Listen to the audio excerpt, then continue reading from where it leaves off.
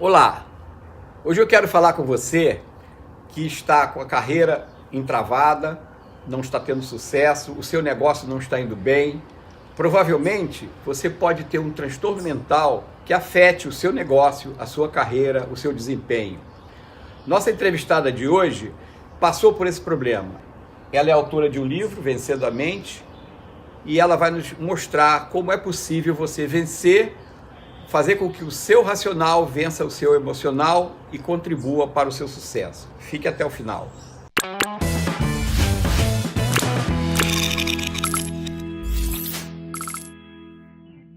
Aproveita a sua empolgação, inscreva-se no canal, dê o like e ative a notificação no sininho. Nossa entrevistada de hoje é Diene Galantini. Diene, tudo bem? Puxa, muito prazer, tudo ótimo. Antes da gente começar a entrevista, existe uma liturgia nesse programa. Eu gravo de óculos, porque a gente grava ao ar livre, e eu tenho uma coleção de óculos. Uma das minhas coleções é de óculos. Então eu já escolhi o meu e eu queria que você escolhesse um óculos também para ficar composta com o cenário. Maravilha. Puxa, eu até trouxe meu óculos aqui para completar a sua coleção e eu comprei recentemente porque eu estou treinando para uma meia maratona, então eu vou fazer entrevista com óculos esportivo. Bacana, então você vai estrear o óculos na entrevista. Vou estrear o óculos hoje. Muito bem. Não sei, eu estava precisando de um pretexto. Muito bom. Olha, ficou? Ficou bom? Ficou muito bom. Então tá bom. Então vamos lá. Vamos.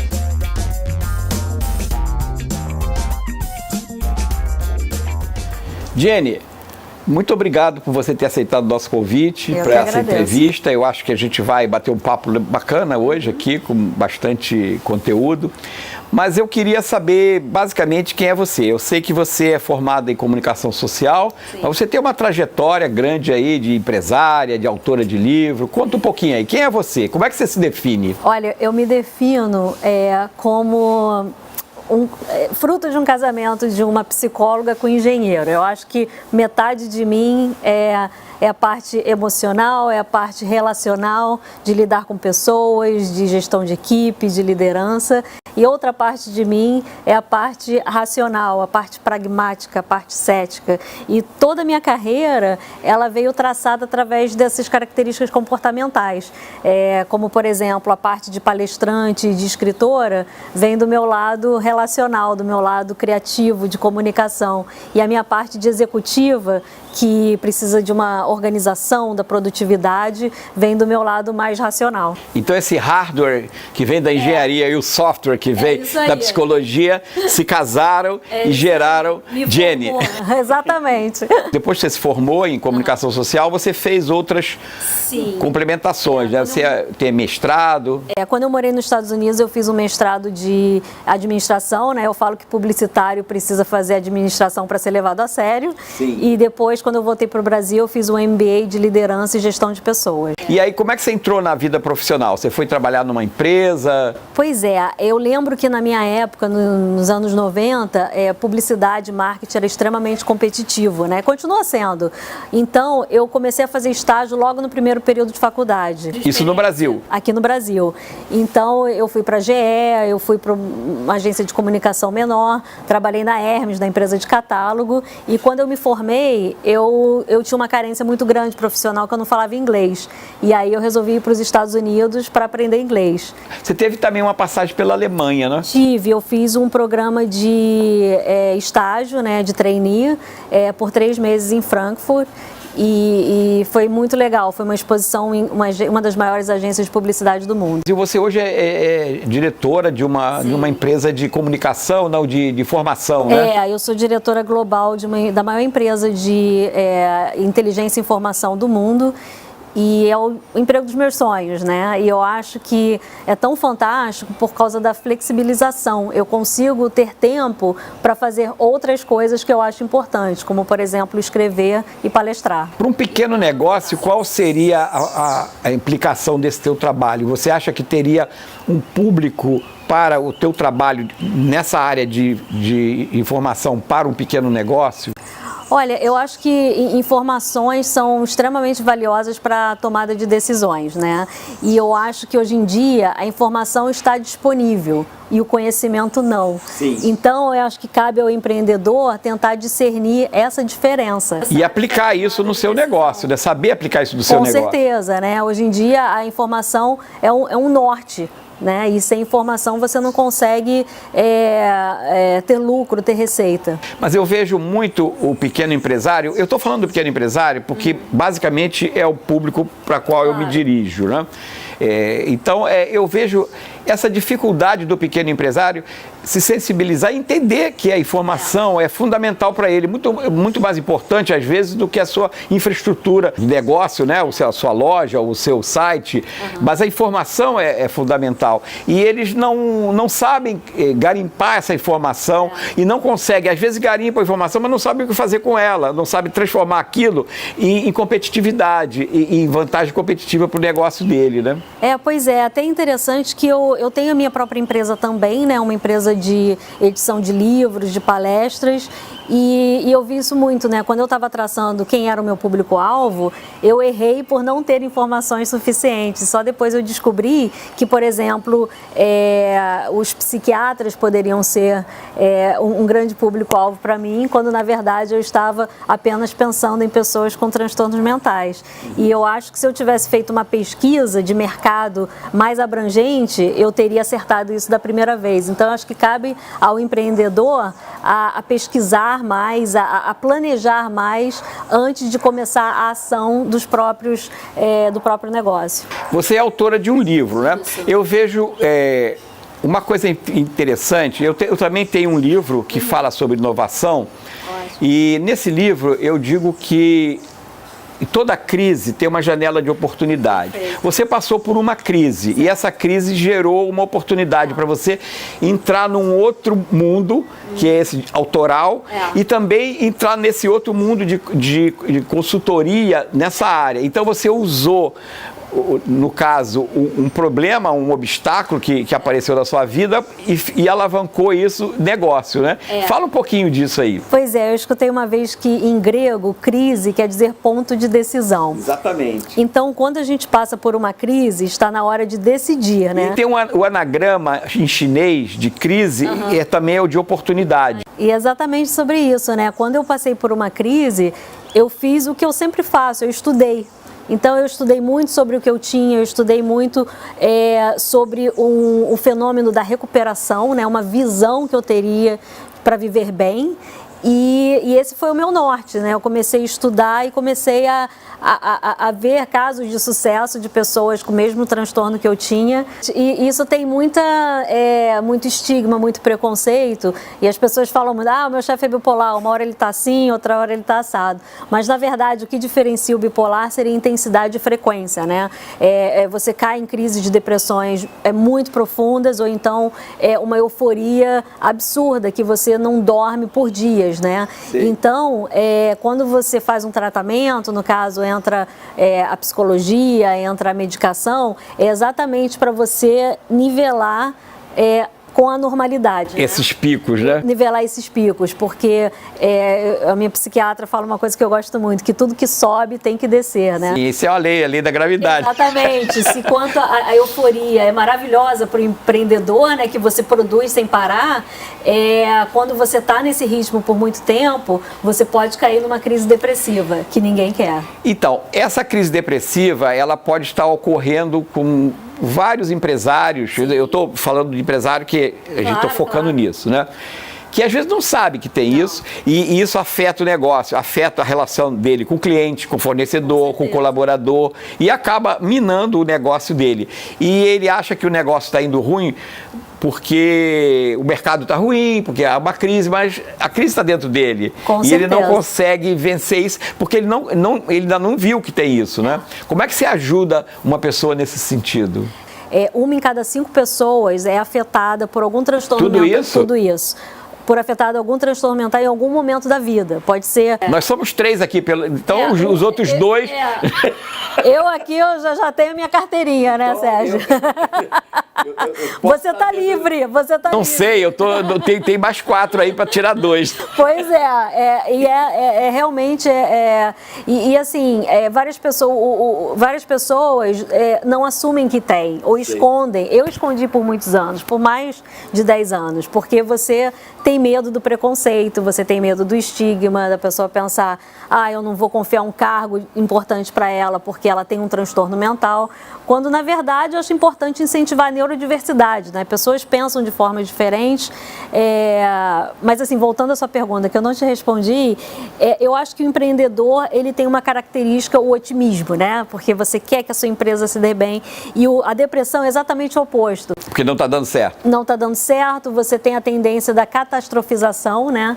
De alguma coisa dar muito errado. Então, eu acho que o autoconhecimento de cada um é de extrema importância para você monitorar os sintomas. Então, a primeira coisa é você identificar que você tem esse tipo de comportamento. Você não se sente você mesma, sabe? Sim. Você, no meu caso, né, eu era super produtiva, minha carreira estava indo de vento em popa e, de repente, eu só queria sentar e chorar. Sem razão, sem motivo, eu só sentava e chorava. Então, assim, opa, tem alguma coisa errada, essa não sou eu. E busquei ajuda.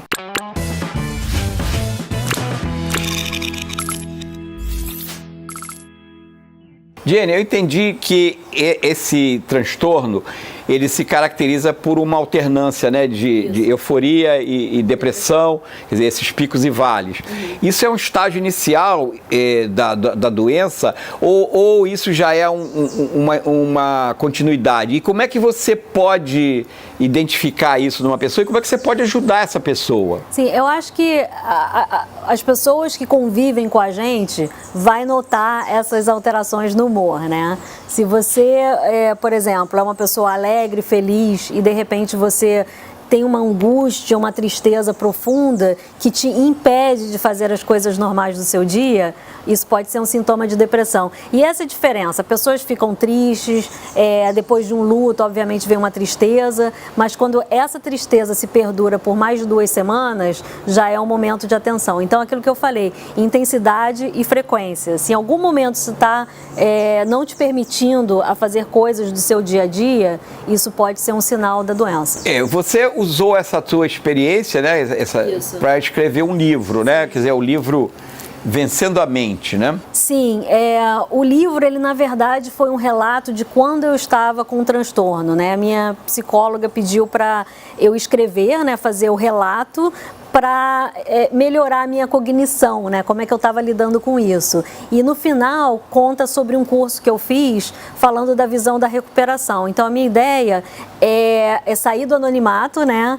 Que seria muito cômodo para mim ficar na minha vida de executiva e não dividir essa experiência com as outras pessoas e escrever o livro, né? Então assim, hoje em dia eu tenho o canal Vencendo a Mente nas redes sociais, onde a gente dá dicas sobre transtornos mentais. Eu dou palestras em empresas, né, falando sobre a minha história, a minha carreira, porque quando você pensa em trajetória, as pessoas acham que é uma linha assim, mas na verdade parece mais um mapeamento cardíaco, né, porque você sobe e desce, você sobe e desce, e o meu intuito todo é dar esperança a pessoas que estão passando por isso nesse momento e acham que tem a vida ou a carreira interrompida. Eu tive um médico, inclusive, que disse que eu poderia me aposentar por invalidez. E aquilo foi um choque, né? Então, assim, poder trabalhar hoje, eu tenho um verdadeiro senso de gratidão.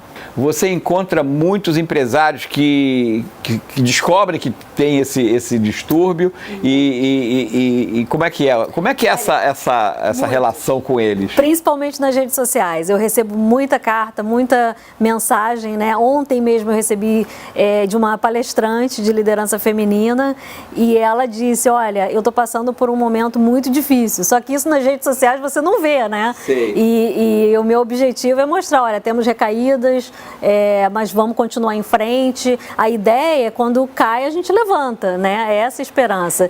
E as pessoas não se sentem confortáveis em sair do anonimato.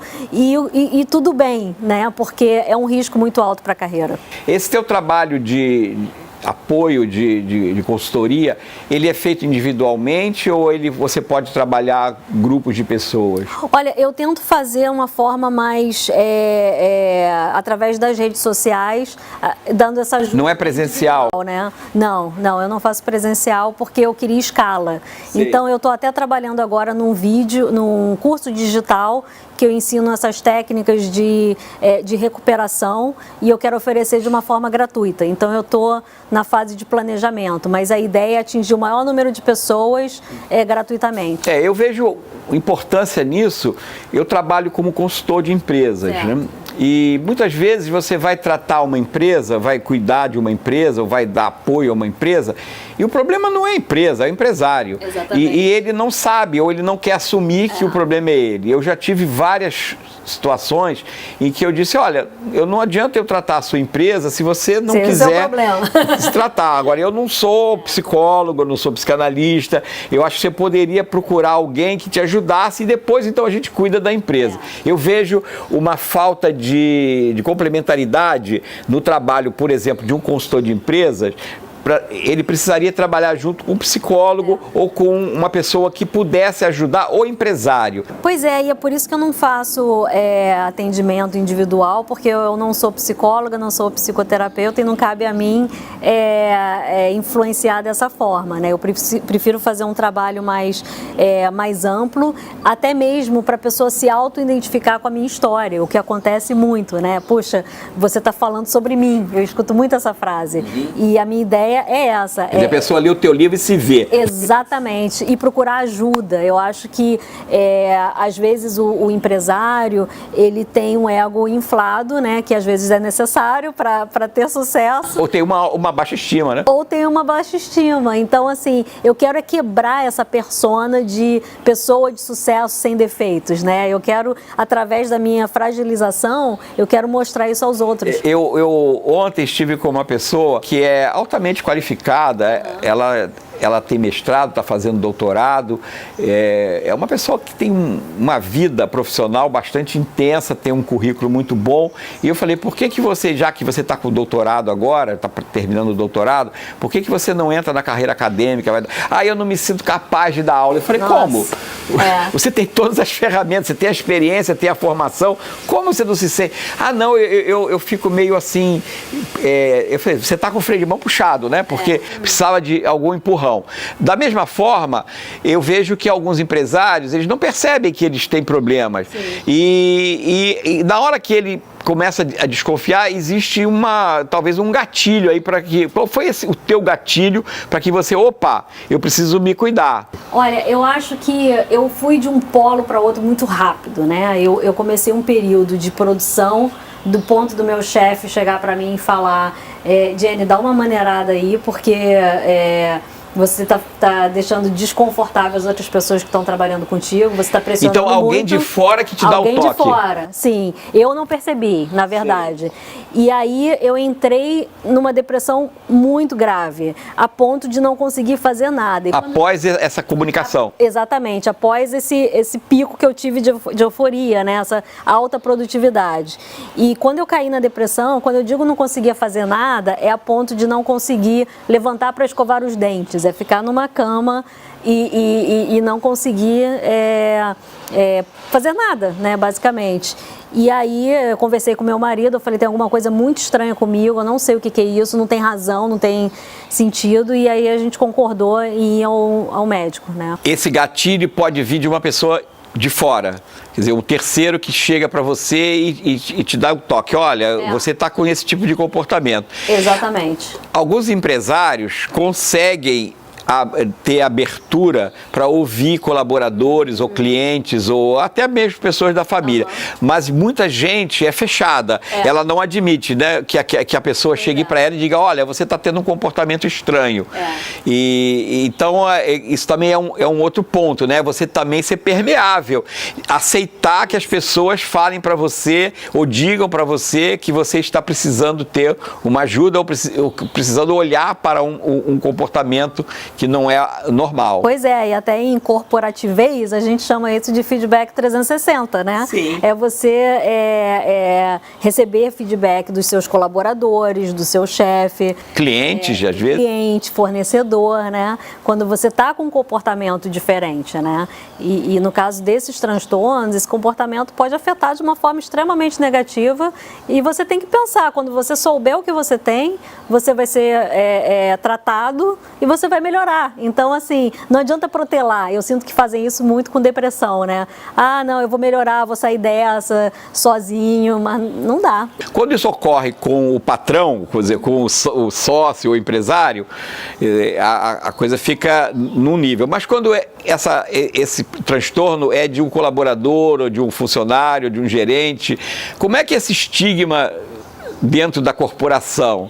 E você passou por isso, né? É interessante, né, que eu acho que às vezes o estigma começa com nós mesmos, né? No meu caso, quando eu estava com uma depressão, eu tive uma crise de depressão em 2014, 2013, eu já estava trabalhando nessa empresa que eu trabalho hoje.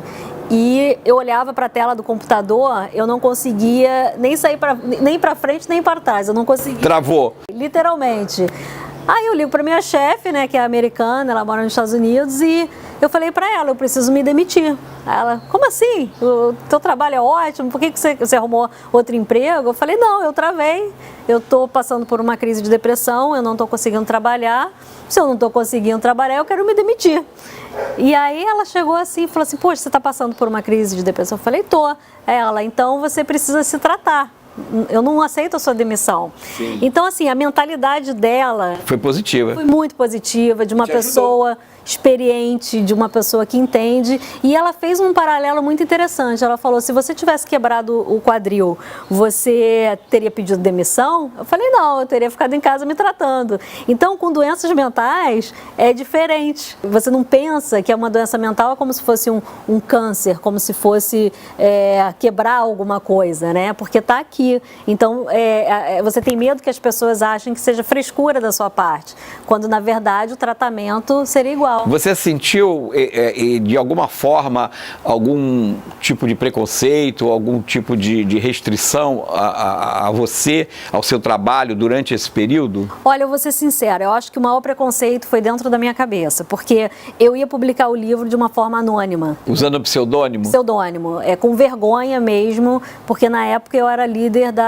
do Rio de São Paulo, né? E eu falei, vão questionar minhas decisões. Você continua na mesma empresa, né? Continuo na mesma empresa. Eu pensei, como é que eu vão questionar minhas decisões, imagina a líder empresarial com um transtorno mental, vão achar louca, tá tomando uma decisão errada. E não foi isso que aconteceu, o acolhimento que eu tive dos colaboradores, dos fornecedores, eu abri de uma forma que fizeram as pessoas se identificar comigo. Então o segredo é primeiro você aceitar, trabalhar em você, porque aí os outros vão aceitar também.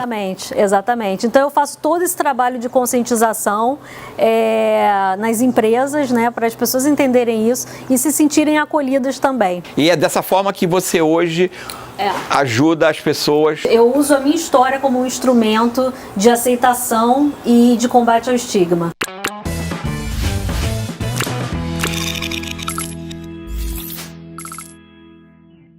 Bom, Jenny, eu imagino, quer dizer, da minha concepção, que existem duas formas de você tratar esse tipo de distúrbio no momento que você descobre que tem. Uhum. Uma seria procurar um especialista, né? Um psicanalista, um psicólogo, um tratamento clínico, né? Claro. A outra, eu imagino que seria você buscar, dentro da sua vida e dos seus interesses, buscar diversificação de atividades, para você se dedicar a outras coisas. Uhum.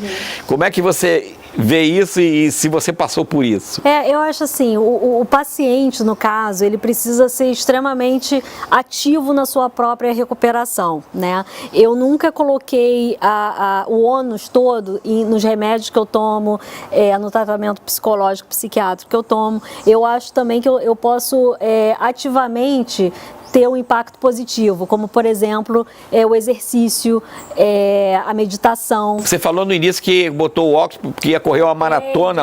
Sim, 21 quilômetros, meia maratona, vai ser em junho, exatamente.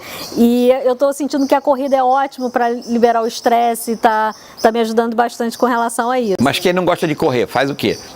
Pois é, você tem que escolher atividades que te fazem bem. Podem ser atividades mentais ou pode ser atividades físicas, né? E procurar algo que te satisfaça. Pode ser uma yoga, pode ser uma musculação, pode ser uma caminhada. Cozinhar. Cozinhar. Eu me sinto muito bem cozinhando. Tá vendo? É uma terapia. É uma forma de eu desestressar, é cozinhar. E eu falo que a arte cura, né? Que você pode se expressar de alguma forma, né? E outra coisa que eu descobri agora recentemente é dar aulas, né? Eu estou dando aula no MBA da UFRJ na parte de liderança global e marketing e está me dando uma grande satisfação e é algo que eu faço no sábado, né? Mas você precisa talvez priorizar essas coisas, né? Porque senão você acaba transformando isso na sua atividade principal. Exatamente. Você tocou num ponto muito importante, que eu acho que é a questão da organização e priorização. Você tem que perceber na sua vida o que é mais importante para você. Eu faço assim, se uma coisa entra, a outra sai. Se uma atividade entra, a outra vai sair. Porque não dá para fazer tudo. Não, o tempo é igual para todo mundo. Você tem que priorizar o que você vai fazer com ele. Exatamente. Então eu acho que priorização e organização são duas habilidades que você aprende, né? É um músculo que precisa ser exercitado e eu acho que é um dos segredos do sucesso. Gente, não é para somatizar e sair daqui dessa entrevista já pensando que você tem um distúrbio desse tipo, mas é bom ficar alerta. Se você percebe que no seu ambiente, aonde você trabalha, as pessoas começam a perceber que você muda de humor, procure ouvir essas pessoas e identifique se você tem algum tipo de transtorno dessa natureza. E caso você descubra que tem, eu aconselho a você a ler o livro da Jenny e usar os conhecimentos dela através do canal, que a gente vai deixar os créditos aqui embaixo. Eu espero que essa entrevista tenha sido muito interessante para vocês. Com certeza nós trouxemos um assunto delicado, mas é um assunto pertinente, porque ele ocorre com muita gente e às vezes a pessoa não sabe que tem. Jenny, foi um prazer muito grande. Eu te desejo muito sucesso nessa sua empreitada. Acho interessantíssimo que você tenha usado esse obstáculo que aconteceu na sua vida como uma alavanca para uma nova descoberta, né? Você hoje é autora, você é coaching, você continua sendo uma gestora de uma empresa.